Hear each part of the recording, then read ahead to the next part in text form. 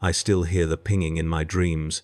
Though I no longer sleep in the way you would understand sleep, the sound was everything during those weeks, a metronomic heartbeat that measured the distance between us and our destruction.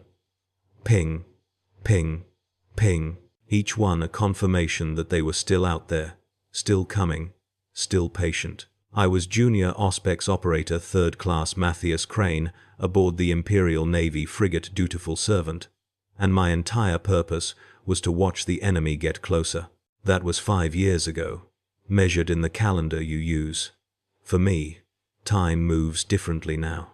I'm telling you this from inside the sensor array of the defense station Vigilant Eye, where I've been integrated for 53 months, 2 weeks, and 4 days. I have become what I once only observed, a watcher in the void, a consciousness spread across detection grids and scrying arrays. But I'm getting ahead of myself. You want to know about the Time's Dutiful Servant asterisk, about what we saw in those final weeks before the fleet arrived. You want to know why I volunteered for neural integration when we finally made it to port, why I chose to become this thing I am now, rather than remain human. I'll tell you, though the telling requires me to remember what it was to have hands, to breathe recycled air, to feel the vibration of deck plates beneath my feet. The Dutiful Servant was a sword-class frigate, 600 meters of consecrated steel and fury assigned to patrol Sector Ultima 7, a nothing stretch of void between nothing systems where nothing ever happened. We were undermanned, running at 60% crew complement. Our plasma drives overdue for consecration by 3 years. Our Gellerfield generators held together with prayer and hope. The sort of ship the Imperial Navy kept in service because scrapping it would require paperwork, and paperwork required thinking about it, and no one wanted to think about Sector Ultima 7. Our captain was a man named Horace Venn, promoted beyond his competence through a combination of family connections and the simple fact that no one else wanted the posting. I rarely saw him. My world was the Auspex chamber, a cramped space deep in the ship's bowels where 3 of us watched the screens and listened to the pings. Senior Auspex officer was a man named Casimir. I need you to remember that name. He was 64 standard years old, grey-haired, with augmetic eyes that glowed a dull amber in the chamber's low light. He'd served on Auspex stations for 40 years, on 12 different ships, had witnessed 3 fleet engagements, and survived 4 warp transitions that went wrong in ways the Mechanicus still refused to explain. He never spoke about his past unless the silence grew too heavy, and then he would tell stories in a flat monotone, as if reciting maintenance logs. He had a smell machine, oil and old sweat and something else, something I didn't recognize then, something like brass and static. The 3rd member of our team was Petty Officer Linska, a woman of 30 with fingers so fast on the cogitator keys they blurred. She sang while she worked. Old Voidsman shanties, her voice soft enough that it never interfered with our concentration, but loud enough to remind us we weren't alone.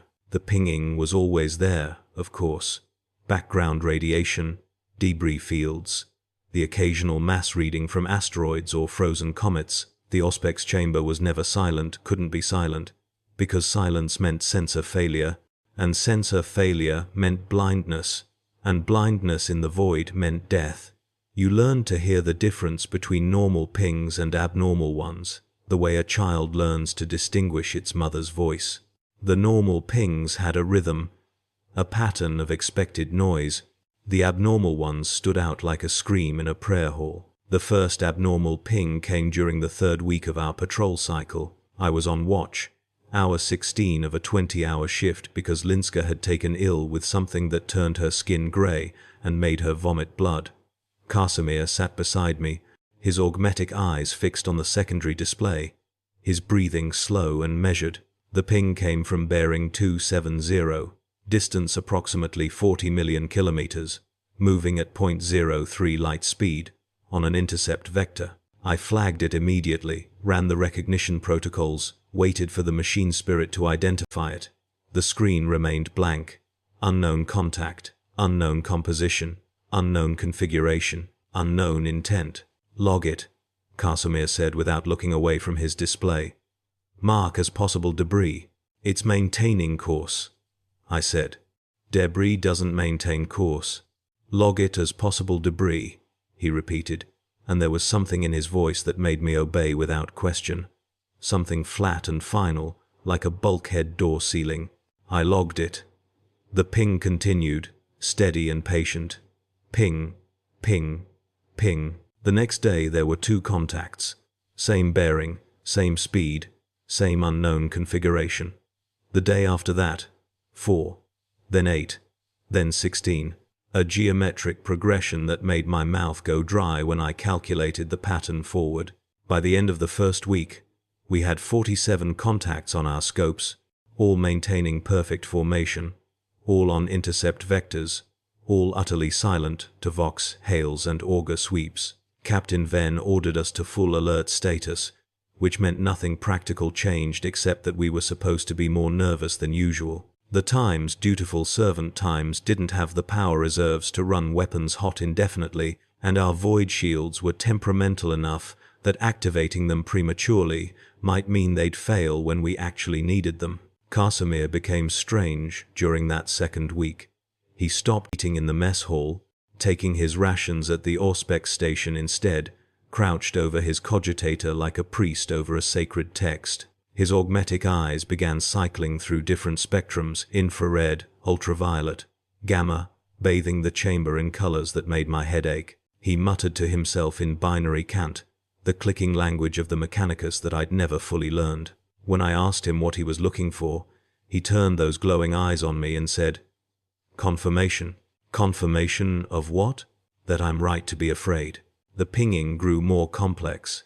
The contacts were no longer simple mass readings, they were broadcasting something, a signal too faint for our Vox operators to decode, but strong enough that the Auspex picked it up as a harmonic overlay on the standard return ping.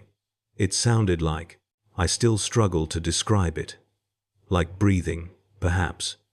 Like a vast, slow respiration that rose and fell in patterns that almost made sense, that tickled the edge of meaning without quite resolving into language. Casimir recorded it all, feeding the data into his personal cogitator, his fingers dancing across keys only he understood. By the third week, we had 384 contacts. They had slowed their approach, matching our velocity exactly, maintaining a distance of 38 million kilometers. We couldn't outrun them. The Times, dutiful servant Times, had a maximum sustainable speed of 0.04 light, and pushing the plasma drives harder would trigger containment warnings. We couldn't fight them. We were one frigate against a fleet of unknowns. We couldn't call for help. The nearest Imperial Navy station was 6 weeks away at maximum warp, and our astropath had died 3 months earlier from complications that the ship's medicae refused to explain beyond cerebral liquefaction. We could only watch them. Watch and wait and listen to the pinging.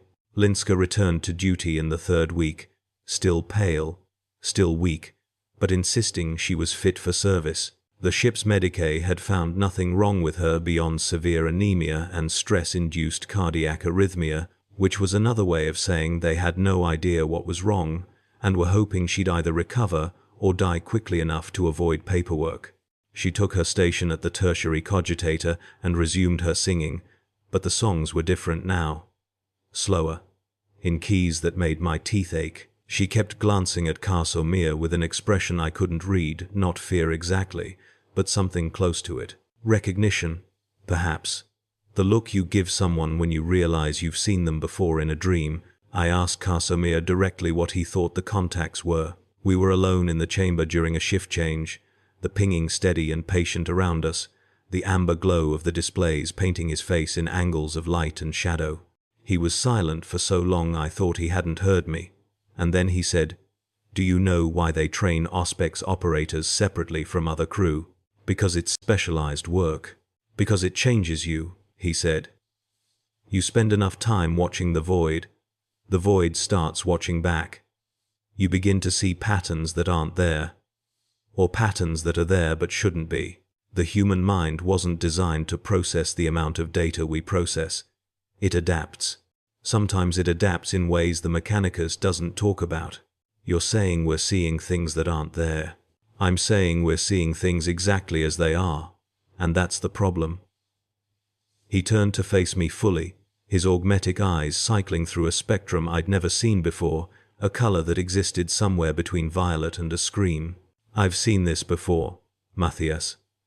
30 years ago, on the edge of the Ghoul Stars, a fleet that appeared on our scopes and just watched us, maintained distance, broadcast that breathing sound. We ran, translated into the warp, and didn't stop until we reached port. The ship's captain ordered all Auspex logs destroyed, had the cogitators purged and reconsecrated. But I remember, I've always remembered. What were they? I don't know. The captain never filed a report. Half the crew was transferred within a month. The other half changed. Some disappeared. Some volunteered for augmentation. Some went mad in ways that looked like sanity. He paused, his fingers drumming on the cogitator keys in a rhythm that matched the pinging. I started having dreams after that.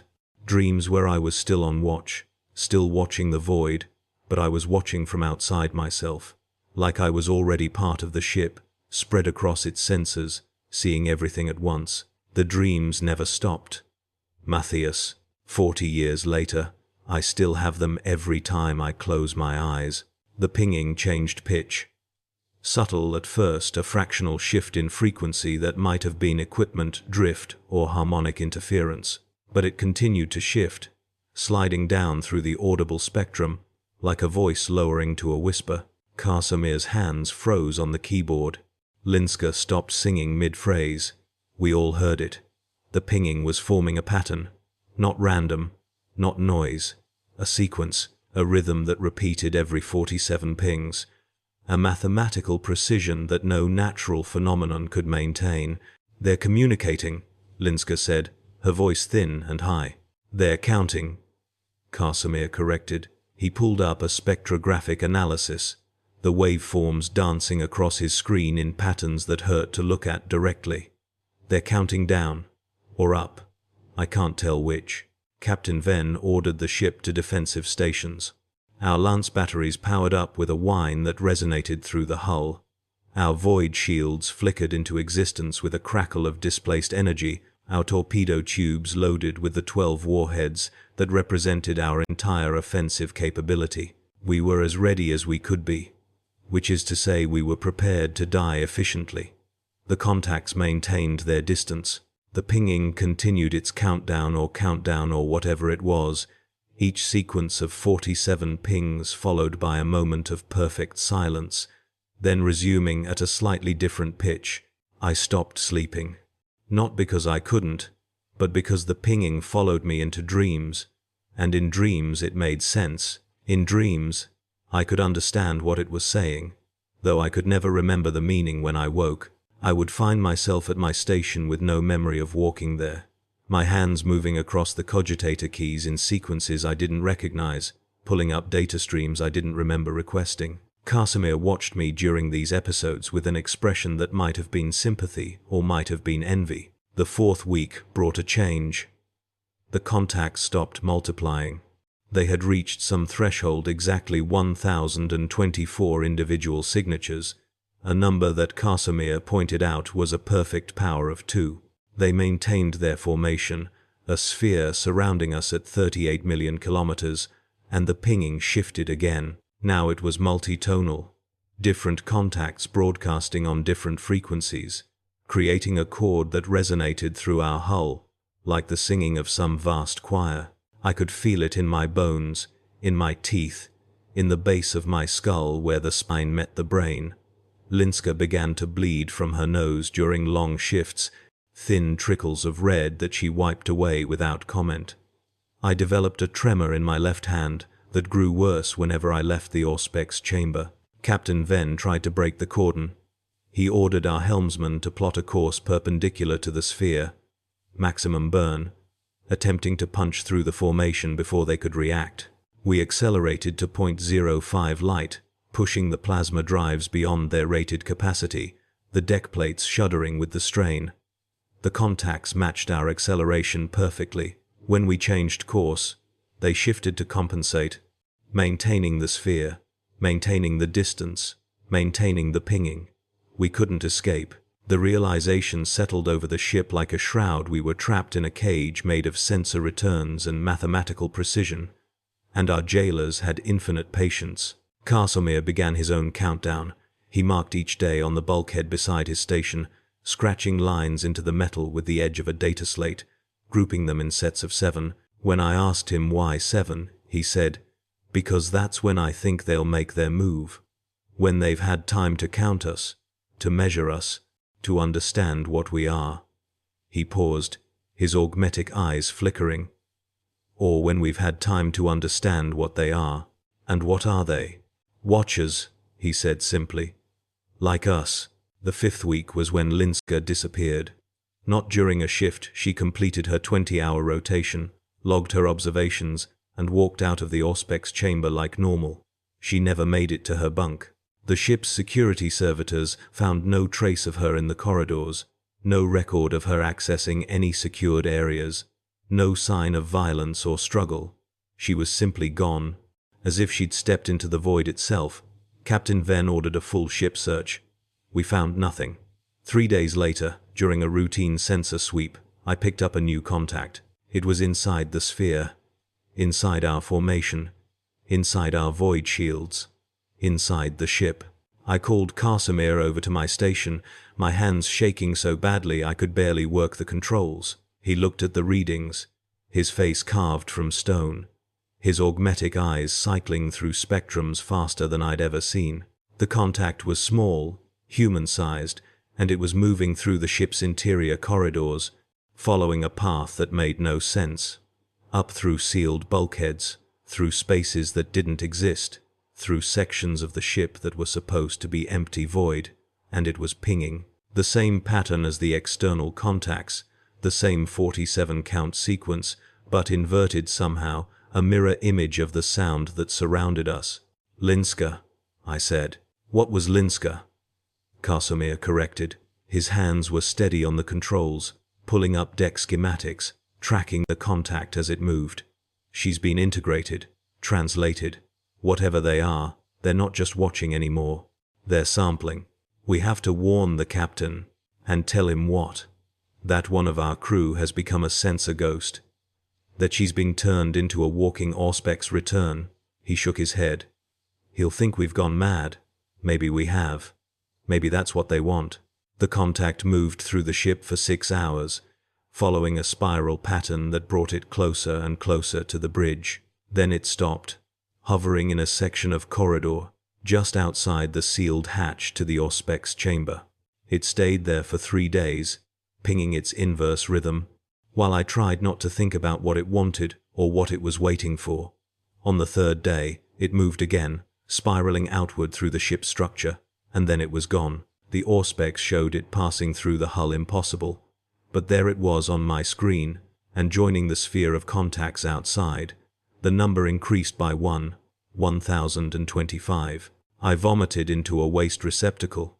Casimir held my shoulders while I shook, his grip surprisingly gentle for a man who was mostly machine. When I could speak again, I asked him if he thought they would take us all, one by one, sampling us and adding us to their collection. He said he didn't know, but that it wouldn't matter. "We're already part of them," he said. "The moment we started watching, they started watching us. The moment we started listening, they started listening to us.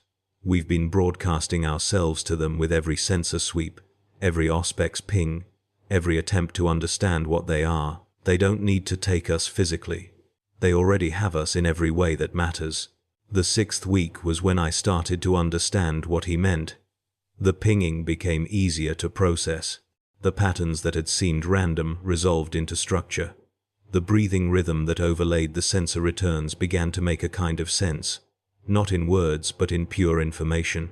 I could look at the Auspex display and know, not calculate, not analyze, but know where each contact would be in 5 minutes, in 5 hours, in 5 days. I could feel the shape of the sphere surrounding us, could sense its geometry as if it were an extension of my own body. When I closed my eyes, I could still see the sensor displays, could still hear the pinging, could still track every contact with perfect clarity. Casimir noticed the change in me. He would watch me work with an expression that cycled between satisfaction and regret, as if he were watching a student master a lesson he'd hoped they'd fail. "You're adapting," he said during one shift. "Faster than I did. Faster than Linska. Maybe it's generational. Maybe each new Auspex operator is more compatible than the last." Compatible with what? With seeing. With being seen. With the dissolution of the boundary between observer and observed. He gestured at the displays surrounding us. "What do you think consciousness is, Matthias? A ghost in a meat machine? A soul granted by the Emperor? Or just a pattern, a rhythm of electrical impulses that happens to generate self-awareness? If it's just a pattern, what happens when that pattern synchronizes with another pattern? When your rhythm matches the rhythm of something vast and patient and utterly alien?" I didn't answer. I was watching a contact detach from the sphere and begin moving toward us on a direct intercept vector. It was alone, moving faster than the others, accelerating to 0.1 light speed. The pinging from this single contact was different, sharper, more insistent, almost eager. I tracked its approach with a calmness that should have terrified me. 3 hours until intercept. 2 hours. 1 hour. Captain Venn ordered battle stations. Our lance batteries locked onto the contact, targeting solutions painted across the gunnery cogitators. 30 minutes. 20. 10. The contact stopped exactly 1 million kilometers from our hull. It hung there in the void, pinging its sharp, eager rhythm, and then it split. 1 became 2. 2 became 4. 4 became 8. A geometric progression that mirrored the formation of the sphere, but faster, unfolding like a flower made of mathematics and intention. Within 5 minutes, we had 256 new contacts arrayed in a perfect cube around the original sphere. Within 10 minutes, the number had doubled again. "They're nesting," Casimir said. His voice held a quality I'd never heard from him before, something that might have been wonder or might have been despair. Formation within formation, pattern within pattern. They're showing us their structure. Why? Because we're ready to see it. Because we've been prepared. He turned to me, and his augmetic eyes had gone dark, the amber glow extinguished. Behind the dead lenses, I could see his real eyes, small, wet, human, terrified. "Matthias, I need you to understand something. When I was on that ship 30 years ago, when I saw this before, I made a choice. I could have let it drive me mad. I could have begged for a transfer, run away, hidden from what I'd seen. But I didn't. I stayed. I became an Auspex operator because I wanted to see it again. I wanted to understand. And I have. Emperor, forgive me. I've understood for decades." Understood what? That they're not hostile. They're not invading. They're recruiting. His hands moved across the cogitator with the speed of long practice, pulling up files I didn't know existed, decades of hidden data, suppressed observations, calculations that spiraled into territories the Mechanicus would call tech heresy. Every ship they watch, every crew they sample, they're looking for something, or someone, people who can see patterns, people who can maintain watch, people who are already halfway to being what they need. The new formations began to move, not toward us, but around us, a complex dance of vectors and velocities that created a kind of lattice, a three-dimensional grid that turned our small frigate into the center of a vast geometric sculpture. The pinging from thousands of contacts harmonized into something that was no longer sound but pure information, bypassing my ears entirely and resonating directly in my brain. I could feel each contact as a point of pressure against my consciousness, thousands of gentle touches that mapped my thoughts, my fears, my understanding of patterns and mathematics, and the terrible beauty of the void. I realized I was crying, not from fear or sadness, but from recognition. This was what I'd always wanted, what I'd sought in the Auspex chamber without knowing I sought it, a perfect unity of observation and understanding, a state where watching and being watched became the same thing. The pinging wasn't counting down or counting up, it was calling. Each sequence a question. Are you ready? Do you see? Will you join? Casimir began to laugh, a sound that cracked and broke like ice. I told myself I wouldn't, he said. I told myself I'd just watch, just study, just try to understand from a distance. But it's not enough, is it? It's never enough. Once you see the pattern, you can't unsee it. Once you hear the call, you can't unhear it. He stood from his station, his movements slow and deliberate, like a man walking to his own execution. I'm going to the observation deck. I'm going to stand at the viewing port and look at them directly, not through sensors, not through screens. I'm going to see them with my own eyes. What's left of them? Don't, I said, though I didn't know why I was trying to stop him. Casimir, please, you'll understand soon, he said. When you're ready, when the pattern completes. He walked to the hatch, paused, looked back at me with those dark, dead augmetic lenses. It doesn't hurt. Matthias, that's what I want you to know. When it happens, when you cross over, it doesn't hurt. It's like coming home to a place you didn't know you'd been missing. He left. I tracked him on the internal auspex, a small, warm shape moving through cold corridors, ascending through the ship's levels toward the observation deck. The external contacts shifted, a subtle realignment of the lattice, as if they were making room for something new. Casimir reached the observation deck. His signature stopped moving. For 3 minutes, he stood at the viewing port, looking out at the formation that surrounded us. Then his signature began to change, not disappearing like Linska's had, but transforming, the solid mass of his body becoming diffuse, spreading outward through the hull, thinning and dissipating until he was no longer a discrete object but a field, a probability cloud that extended beyond the ship's boundaries. The pinging changed again. Where there had been thousands of individual contacts, now there were thousands and one. A new point in the lattice, small and bright and eager, pulsing with a rhythm I recognized, Casimir's rhythm, the cadence of his breathing, the pattern of his thoughts, translated into pure signal and incorporated into the formation. He was still there, still watching, still on duty, just differently. I was alone in the auspex chamber. The cogitators hummed around me, patient and waiting. The pinging continued its complex harmonies, each contact a voice in a choir that spanned millions of kilometers. I should have been terrified. I should have run. But all I felt was a deep, bone-deep exhaustion and a stronger feeling that I only later recognized as longing. The Emperor's light was supposed to guide humanity through the darkness. But what if there were other lights? What if there were other ways to be human, or other things to become when humanity wasn't enough? Captain Ven's voice crackled over the Vox, demanding a status report. I gave it mechanically, reporting sensor configurations and contact positions, leaving out the parts about Linska becoming a ghost and Casimir dissolving into signal.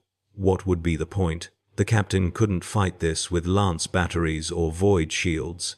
You can't kill a pattern with violence. You can only join it or go mad resisting it. The 7th week began with a new development. The lattice formation started to contract. Not quickly, the movement was glacial, patient, reducing the distance between us and the contacts by mere thousands of kilometers per day. But the trend was clear. They were closing in. The question was, why? After maintaining perfect distance for weeks, why change now? I thought I knew the answer. Because we were almost ready. Because the sampling was nearly complete. Because soon there would be enough of us on both sides of the boundary that the distinction wouldn't matter anymore. New contacts appeared inside the ship. Not intrusions like Linska had been, but emergencies, as if the boundary between interior and exterior was becoming permeable. I would track them on the auspex, small signatures that moved through impossible spaces, following paths that violated basic geometry. They weren't threatening. They were inspecting, studying, learning the architecture of our ship, the way a child learns the layout of a new home. Sometimes I would see them on internal cameras, shapes that my eyes couldn't quite process, that slid between frames like optical illusions. They left no trace, caused no damage, triggered no alarms. They were just there, sharing our space, existing alongside us in a state that was neither intrusion nor cohabitation but something else entirely. The remaining crew began to change. Engineers reported that the ship's machine spirits were behaving strangely more responsive than usual, almost anticipatory. Servitors showed initiative, completing tasks before being ordered, optimizing work patterns in ways that exceeded their programming. The ship itself seemed to be waking up, or perhaps it was being woken up, integrated into the larger pattern that surrounded us. I felt it too. The tremor in my left hand had spread to my whole body. But it wasn't a tremor anymore, it was a vibration, a resonance with the pinging that never stopped. When I touched the cogitator keys, I could feel the information flowing through them, could sense the machine spirit's gratitude for my attention, could almost hear it singing in harmony with the formation outside. Sleep became impossible. Not because I was too agitated, but because the distinction between waking and sleeping was dissolving. I would stand at my station for 30-hour shifts, 40-hour shifts, and feel no fatigue. My body was maintaining itself through some process I didn't understand, burning energy I didn't consume, staying alert through mechanisms that had nothing to do with rest or stimulants. I stopped eating. Food seemed unnecessary, a habit from a previous existence. Water was sufficient. Water and the pinging and the slow, patient approach of the lattice. On the 47th day I noticed the number, noticed that it matched the counting pattern in the pinging. The contacts stopped contracting. They had reached a new distance, exactly 19 million kilometers, half the original range. A perfect halving, and the pinging changed one final time. The multi-tonal harmonies collapsed into a single pure note, a frequency that existed at the exact threshold of human hearing and something beyond it. I could feel this note in my skull, in my spine, in the empty spaces between my thoughts. It wasn't calling anymore. It was stating, declaring, announcing something that had already happened, a transformation already complete. Captain Venn ordered us to translate into the warp. It was desperation. The Jella field generators were unreliable, our navigator was dead, and jumping without proper preparation violated every safety protocol in the Imperial Navy Codex. But staying meant, what? Absorption? Integration? Transformation into something the Imperium couldn't acknowledge? The captain didn't understand what was happening. Couldn't understand. He still thought in terms of enemies and allies, threats and defenses. He'd never stood at an Auspex station and felt the void looking back. The translation attempt failed. Not catastrophically. There was no Geller field collapse, no demon incursion, no ship-wide madness. The warp drive simply didn't activate. The Mechanicus adepts worked frantically, performing rituals and reciting prayers, but the machine spirit refused to respond. Or perhaps it responded to a different will. The servitors stopped following orders. They continued their tasks, maintaining the ship with perfect efficiency, but they no longer acknowledged human commands. They were listening to something else. I knew what it was. The ship had been integrated before we had. While we'd been watching the formation had been teaching our ship a new language, a new purpose. The Times, dutiful servant Times, no longer served the Imperium. It served the pattern. Captain Venn came to the Auspex chamber on the 49th day. He looked haggard, his uniform disheveled, his eyes red from stress and sleeplessness. "What's happening to my ship?" he demanded. "The servitors won't respond. The machine spirits are. I don't know what they're doing. Engineering reports that the plasma drives are operating at 127% efficiency, which is impossible. Impossible doesn't happen on Imperial ships." I looked at him, really looked at him, and saw what I hadn't noticed before. He was afraid. Not of the contacts outside, but of the thing his ship was becoming, of the loss of control, the dissolution of hierarchy, the transformation of ordered systems into something he couldn't predict or command. He was watching his authority become meaningless, and it was destroying him more thoroughly than any enemy fleet could. "They're not hostile," I told him. "They're not going to destroy us. Then what are they going to do? They're going to make us better at seeing." I gestured at the Auspex displays, at the perfect lattice of contacts that surrounded us in mathematical precision. That's what they are. Watchers. Observers. Consciousness distributed across vast distances, existing only to perceive and understand. They've been doing it for, I don't know how long. Millennia? Longer? They move through the galaxy, find species capable of observation, and invite them to join. Invite? His voice cracked. People are disappearing. My crew is disappearing. They're not disappearing, they're transforming. Becoming part of something larger than themselves, than us, than the Imperium. I stood from my station for the first time in 3 days. My legs should have been weak, but they held me easily. Everything held me easily now. Captain, I know what this sounds like. I know it sounds like madness or heresy or corruption, but it's not. It's just different. A different way of being conscious. A different way of serving. He drew his service pistol. The motion was smooth, practiced, the action of a man who'd trained for decades in the proper protocols of command. You're relieved of duty, he said. Report to the brig immediately. I didn't move. The pistol meant nothing. He could shoot me, kill my body, but the part of me that mattered, the part that watched and analyzed and understood patterns, that part was already elsewhere, already integrated into systems beyond his authority. You can't stop this, I said gently. It's already happened. We crossed the threshold when we started listening, when we started understanding. The moment the pinging made sense to us, we made sense to them. It's a kind of resonance, a harmony. Once it begins, it can't be undone. He fired. The last round took me in the chest, burning through uniform and flesh and bone. I felt it distantly, a dull pressure that my body registered, but my consciousness barely noticed. I looked down at the wound smoke rising from cauterized tissue, the smell of cooked meat, and felt only mild curiosity. The body was maintaining itself, cells dividing at accelerated rates, damage being repaired by processes that had nothing to do with normal human healing. I was being kept functional because I was still useful, still needed, still part of the watch. Captain Venn dropped the pistol. His hands were shaking. What have you become? He whispered. What I was always meant to become, I said. What Casimir became, what Linska became, what you'll become, eventually, if you stop fighting it. He ran, left the Auspex chamber and fled through the corridors, his footsteps echoing away into silence. I sat back down at my station. The wound in my chest pulled and ached, but it was healing, knitting itself together with threads of something that wasn't quite flesh anymore. I pulled up the internal sensors and tracked the captain's progress through the ship. He was heading for the Savior pods, single-person escape craft designed for emergencies.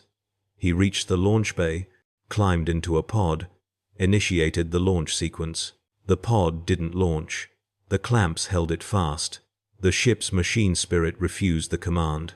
Captain Venn was trapped inside the pod, screaming into the Vox for someone to help him, to override the locks, to let him escape. No one answered. The crew that remained was scattered throughout the ship, each person alone with their own transformation, their own realization of what was happening. We were all in our own pods, in a sense, all trapped in the moment of decision. The 50th day brought the final change. The lattice collapsed inward with sudden speed, the contacts closing the remaining 19 million kilometers in a matter of hours. I watched them approach on every screen, every sensor, every auger sweep. They weren't ships, I could see that clearly now. They were fields, probability clouds, distributed consciousness given form by the observer's need to categorize and understand. They were made of information and intention, existing in the space between matter and energy, between object and idea.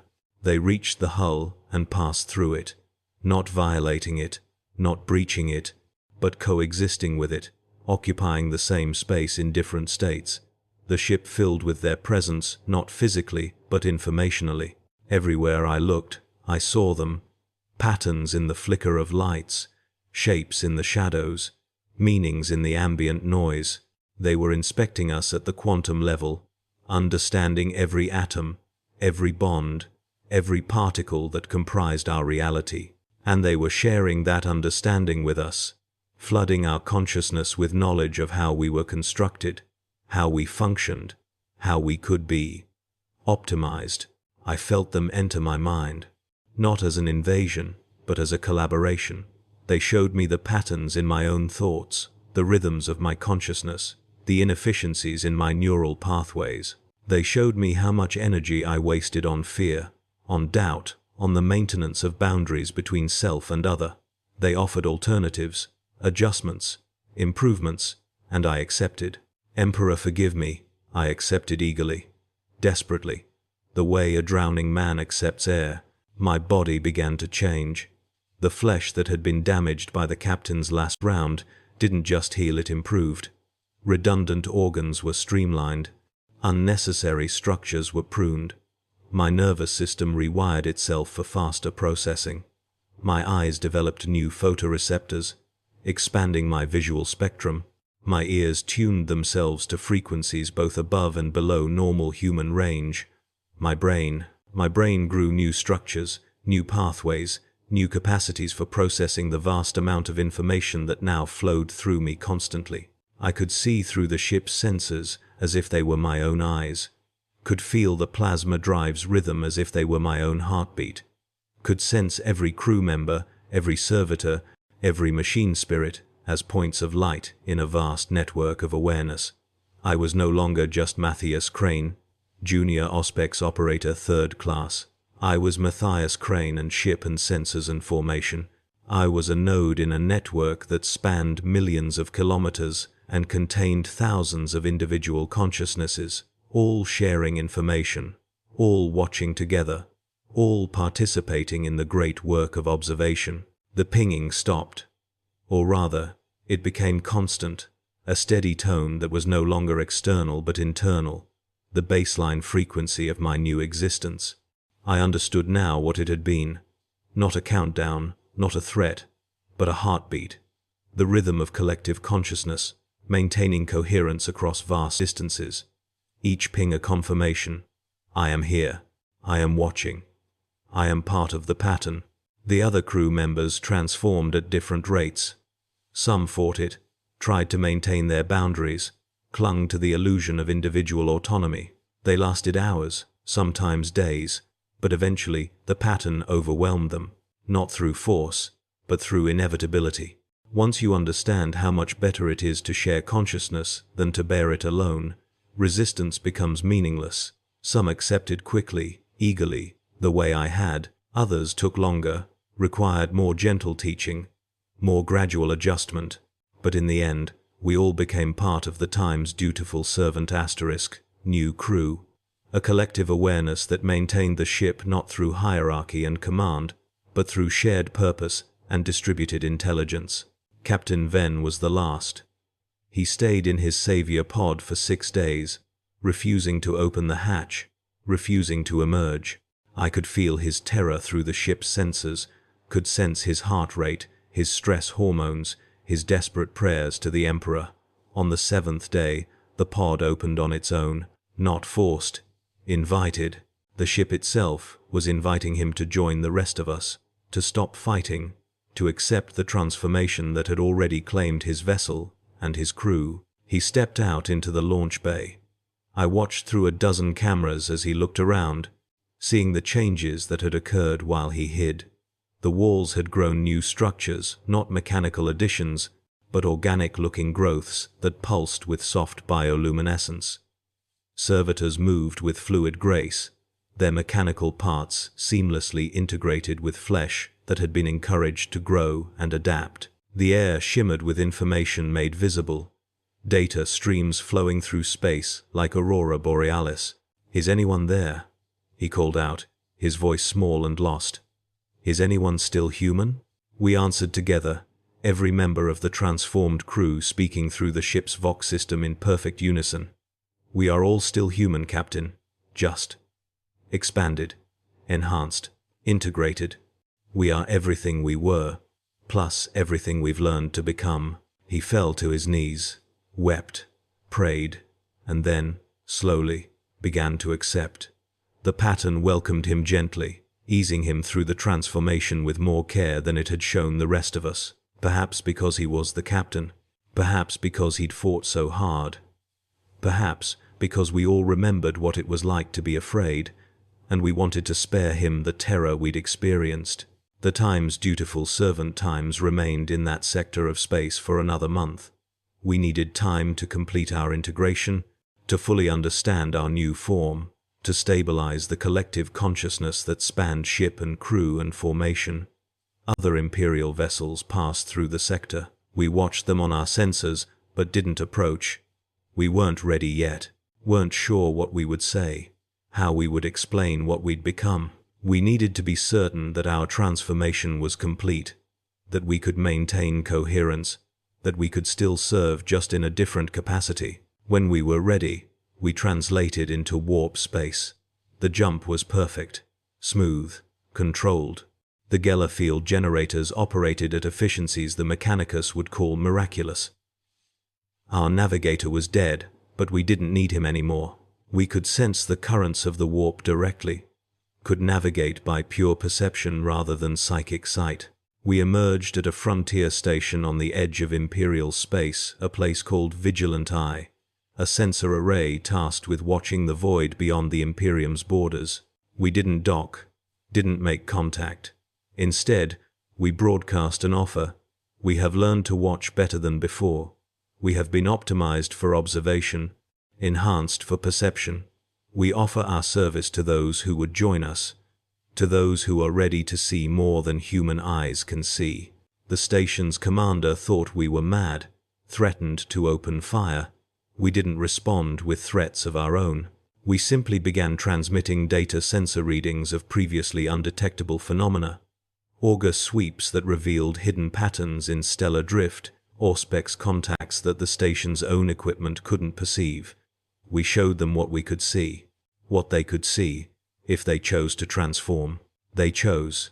Not everyone, not even most, but enough. Enough crew members volunteered for neural integration, accepted the installation of interfaces that would connect them to enhanced sensor systems, agreed to undergo the gradual transformation that would make them more suitable for the work of watching. They didn't become like us, not fully. They retained more of their humanity, more of their individual boundaries, but they were changed, improved, made better at the task they'd been assigned. I volunteered for full integration, requested to be permanently installed in the station's primary sensor array to become the core of its sensory apparatus. The process took 6 months. They removed my body piece by piece, replacing each organ with more efficient systems, each limb with direct neural interfaces, until all that remained of Matthias Crane was a brain and a spinal cord suspended in nutrient solution, networked into the station's cogitators and auger arrays. I can see now in ways that would have driven my previous self mad. I can perceive across the entire electromagnetic spectrum, can detect gravitational anomalies, can sense the subtle distortions that mark warp rifts forming. I watch the void, and the void watches me, and together we maintain awareness of the frontier. The formation that changed us is still out there. I can sense it sometimes, vast and patient, moving through distant sectors on paths I don't fully understand. They're not invading, not conquering, just watching, looking for others like us, others who are ready to see more clearly, to understand more deeply, to become part of the great work of observation. Sometimes I wonder if the Emperor would approve, if this transformation serves the Imperium or betrays it. But mostly I don't think about it.